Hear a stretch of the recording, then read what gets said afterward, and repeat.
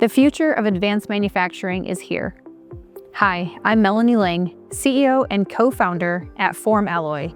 We serve a wide range of customers from aerospace and defense to energy and consumer goods, and work with a wide range of materials. Our machines work with both powder and wire feedstock for the greatest flexibility. With our enhanced data collection and in situ monitoring and control, we can get end-use parts into the hands of the users more quickly. One of our modules is called Dead Smart Data, where we're collecting all of the information happening during the build inside of the machine.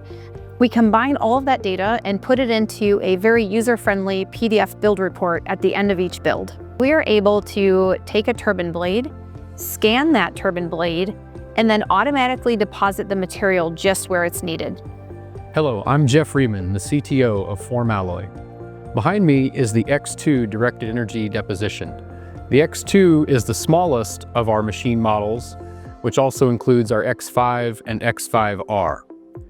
Our Dead Smart control system provides best-in-class Meltpool monitoring, closed-loop control, and data logging capabilities for voxel by voxel analysis and qualification.